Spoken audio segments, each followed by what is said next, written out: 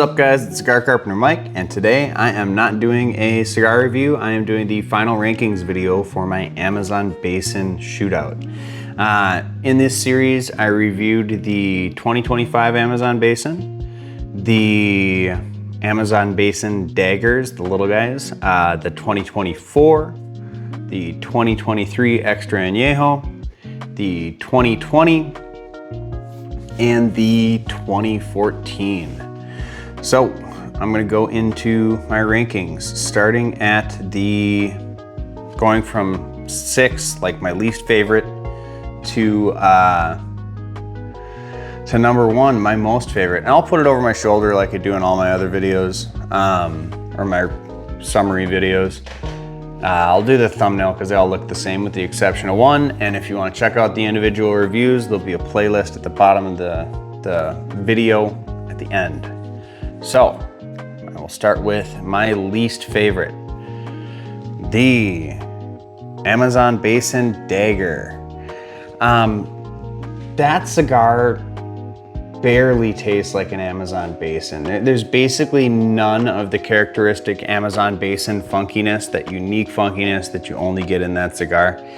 It doesn't even really exist in this cigar. There's like a shadow of a fruity note too. It has all of the other notes, all of the supporting notes that you think of in an Amazon Basin, like the leather, a little bit of oak, some of that macadamia nut, a little bit of spice, but it doesn't have the two main things that make an Amazon Basin special, and it was dry.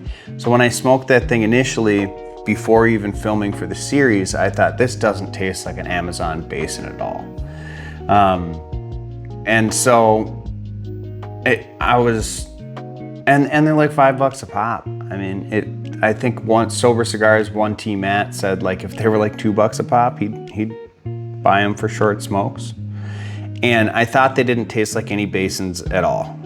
But then when I smoked number 5, the 2024 Amazon Basin, I realized it kind of tastes like that, because that 2024 Amazon Basin, it was lacking in the funkiness. It didn't have a lot of that unique musty note going on.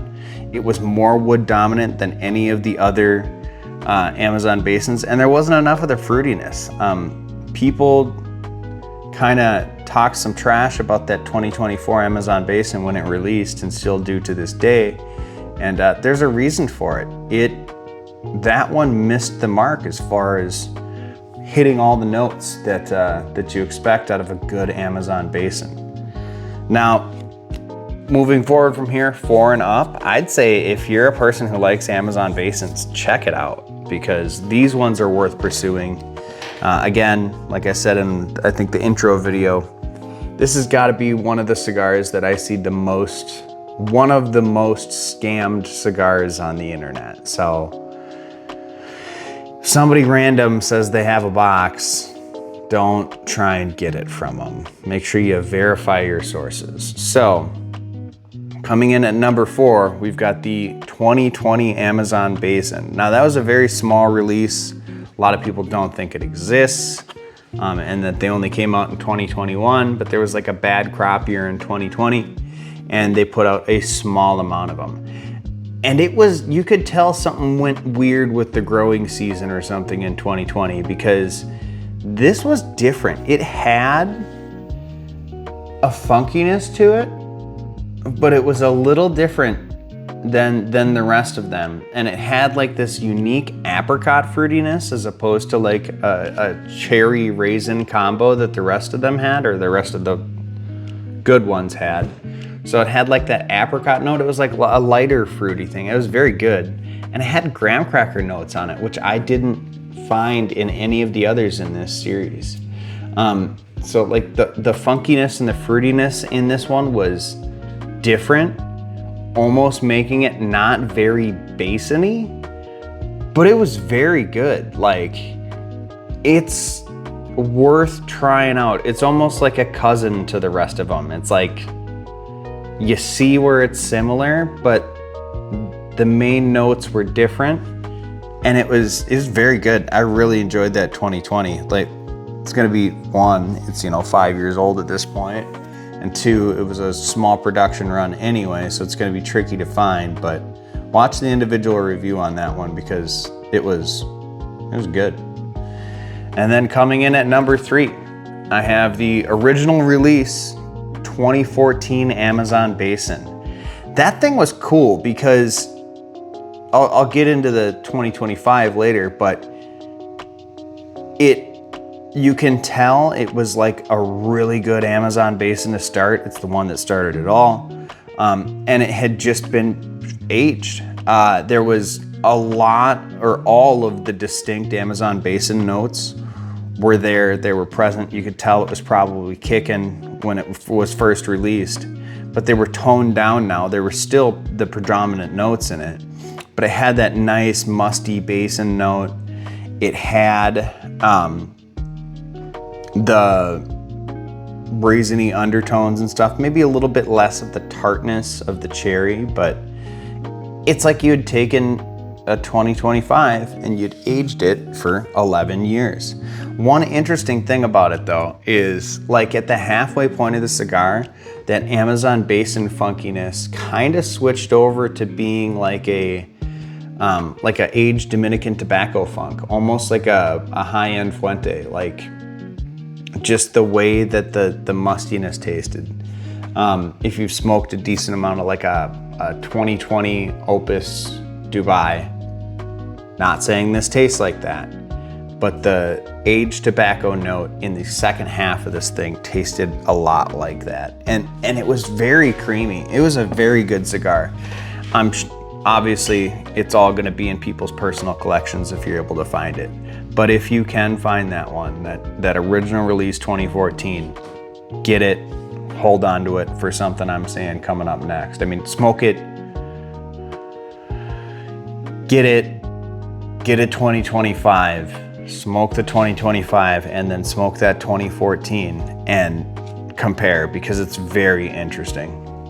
So that brings me to number 2, the 2023 Extra Añejo.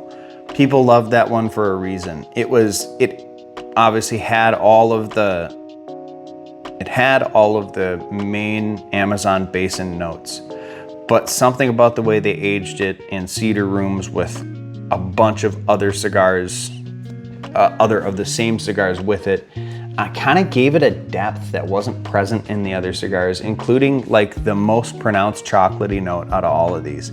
It had that like cherry raisin note in it, like a good Basin should, the macadamia nuts, the leather, that Basin funkiness, but it was just deeper. I don't know. It was very, very good. So that I put that at number 2. And then number 1 is the 2025 Amazon Basin. It's maybe because it was fresh, right? Maybe I just like them fresh, but it had the most amount of that funky note, that just weird Amazon Basin, like danky, earthy, almost moist funkiness to it. And the fruity note on that thing was in your face. It was tart, it was thick, it was cherry and raisins. It was delicious, just intense fruitiness. And like I was saying with the 2014, just, I feel like this is the closest to the original blend based on how I would think, because of course I don't know, but how I would think that this 2025 would age with 10, 11 years on it. I think it would end up like that 2014. So if you happen upon a shop that happens to have those 2025s in them, get it. That one was delicious. I may just like them fresh. That might just be the thing. But like I said, I think that's the closest to the original blend that they've gotten over the 11 years of them making this thing. So that's my rankings. Have you guys had different years of these things? Are you a diehard Amazon Basin guy and you're just gonna love every single release, or is there one year you prefer over the other? I know this week, I think I'm gonna put all these videos out in like a week. I think there's 8 videos in this series though, it's a lot. So people are gonna get all basined out. I'm sure I'm gonna watch the view count on each video as it goes. Oh, another basin, just drop down. But this is just kind of a fun experiment that I enjoy doing these shootouts, and I thought this one was really fun to do, because just seeing whether or not there's inconsistencies in just year to year. So a combination of figuring that out and figuring out whether or not age does these well. And I think the conclusion I came to is, yes, this is very inconsistent year to year. And if it starts out good, like this 2025 hat did, I think it's gonna age well. I think it's gonna end up like that 2014, where it ends up being delicious in 10 years. So, yeah, that's about all I got. You guys know of any other cigars kind of like this that maybe I should do something like this on?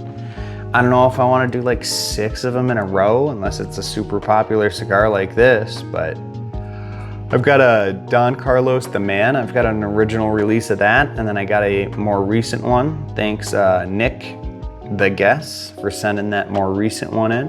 It's really cool. Yeah, any other cigars like that? Let me know in the comments.